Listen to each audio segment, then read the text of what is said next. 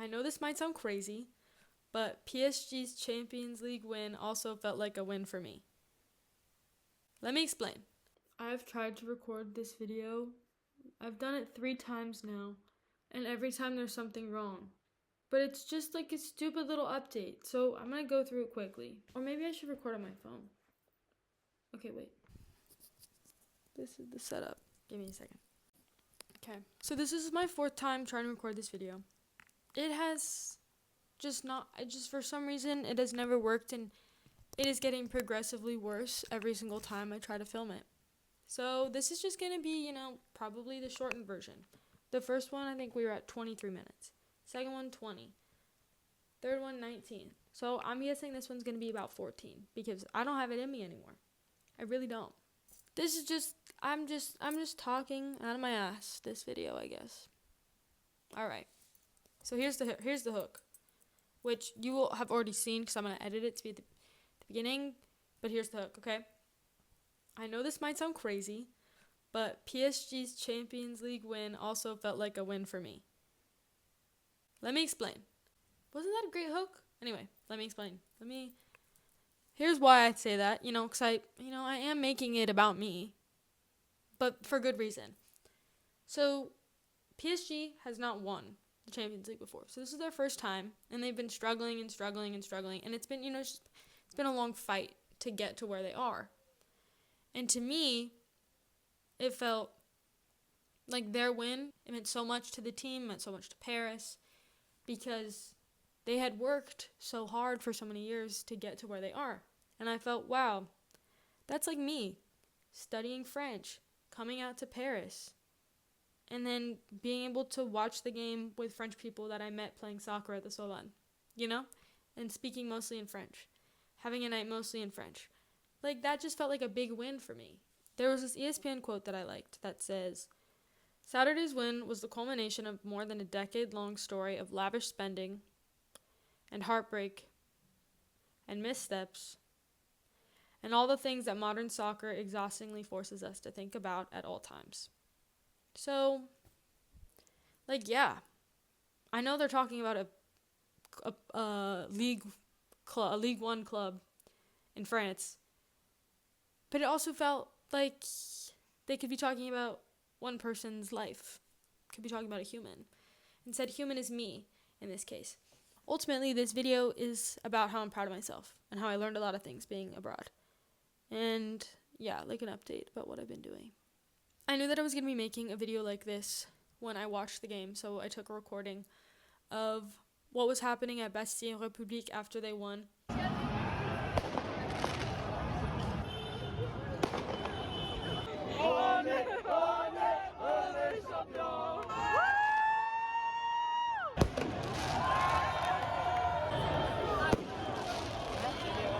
And it's just very French. They were just doing some very French stuff. And I felt like I was a part of it because I had been watching PSG's, ascension to the top essentially. And I had gone to see a game. I was supporting Liverpool, but I went to see one of their Champions League games. And I just felt like it was a symbolic moment for me because it was the end of the semester. Everyone had left. I decided to stay in Paris longer. I was with French people. PSG won, and everyone was super hyped. And I was like, I'm hyped. And I'm hyped for other reasons than PSG winning. I'm hyped for myself. Because, wow. But of course, that's making everything about me. So, I don't want to do that. That's a lie. I'm doing it. Sorry. The last time I talked or showed you anything about my life was when I was in London with my brother. So that was over a month ago. A month and a half ago. Damn. I got really sick when I got home from London, so I just didn't record anything.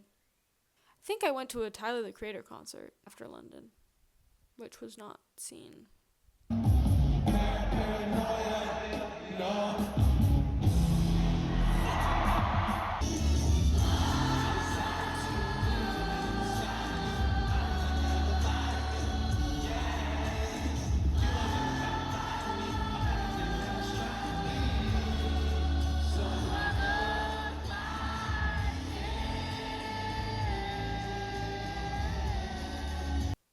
that's relevant.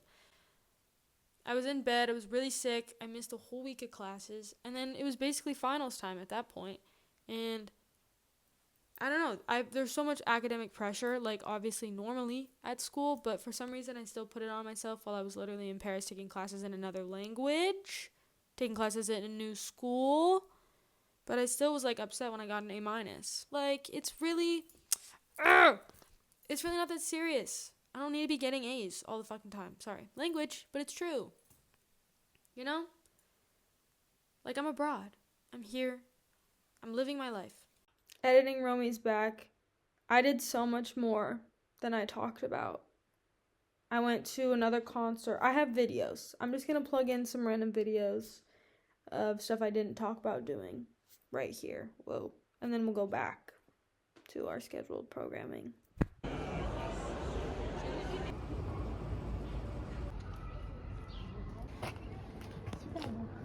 Sure. Tu veux faire des vidéos comme les drogues? Ah mais si je vais trop loin, elle aura pas de connexion.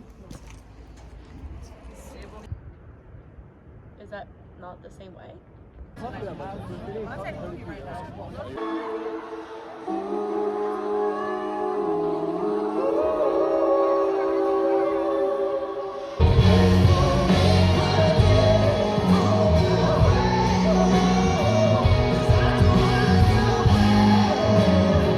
Wasn't as academically focused as I have been in the past. But that doesn't make this experience not valuable, or that doesn't mean that, like, I'm a bad student. I don't know. I think I'm trying to justify the fact that I got A-. But I'm still upset about it. And I hate that. It's not cute. What else have I done? I'm checking my notes. Oh, I moved apartments. Eesh.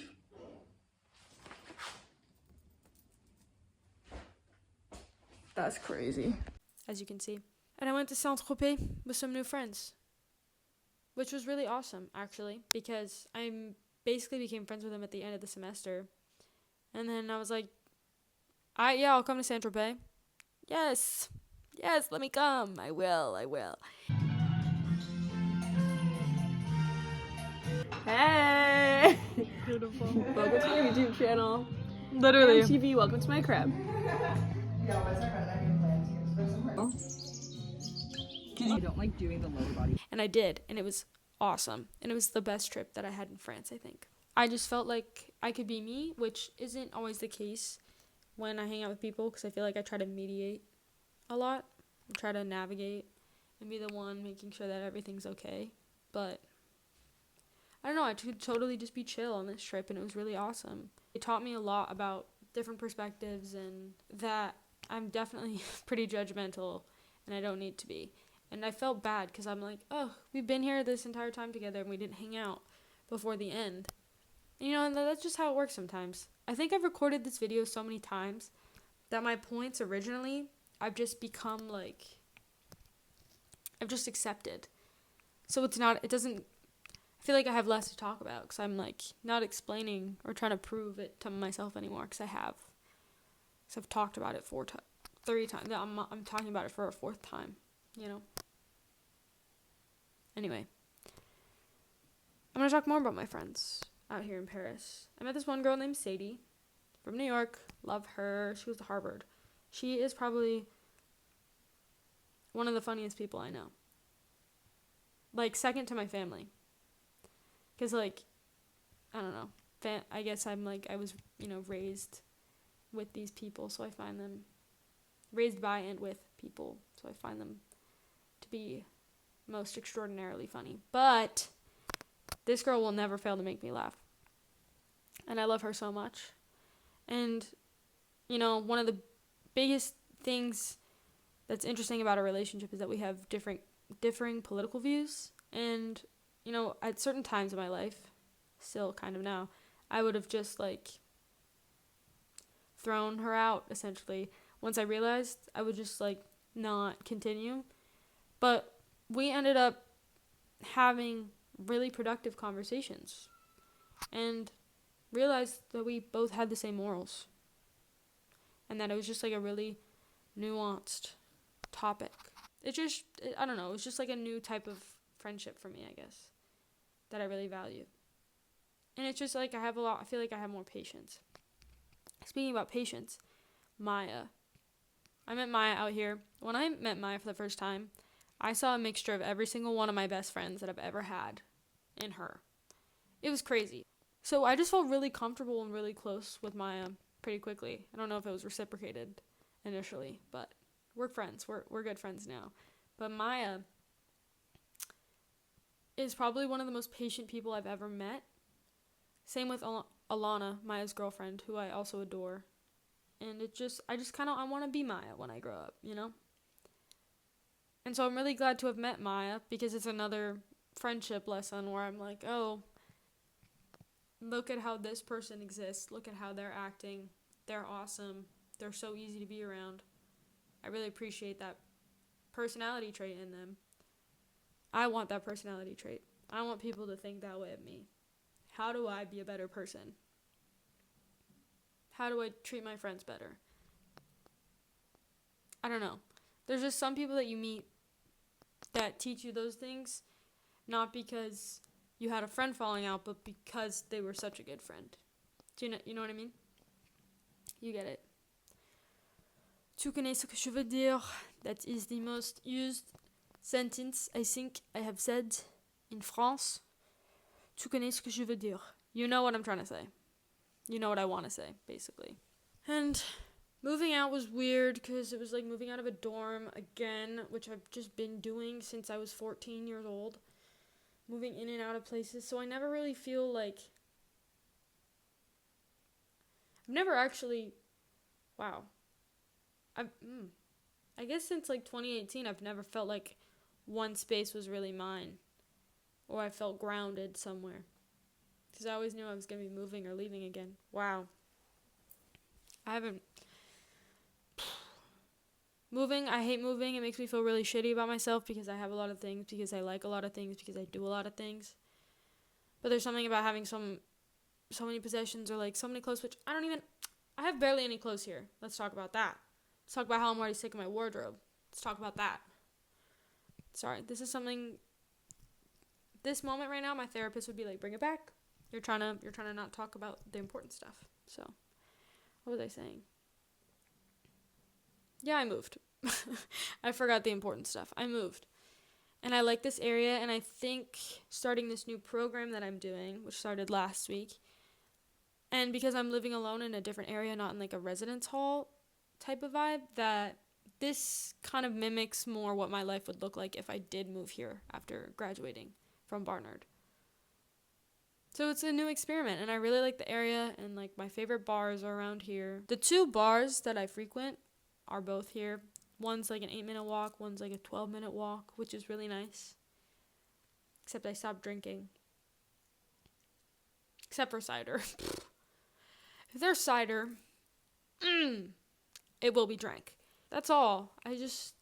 Lately I've just been kind of in the like transition phase between spring and summer and school systems. Basically, I had like a week off where I didn't do anything, and I think my mental health just got really low.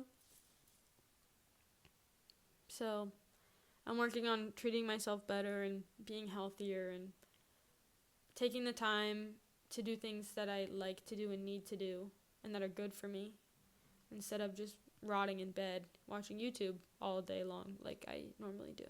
So that's about it. I was so right. I'm at 14 minutes and 22 seconds in this recording. So yeah, this video will be definitely shorter than anticipated, but yeah, there's a lot more that I need to do in Paris before I leave, and yeah, I don't know.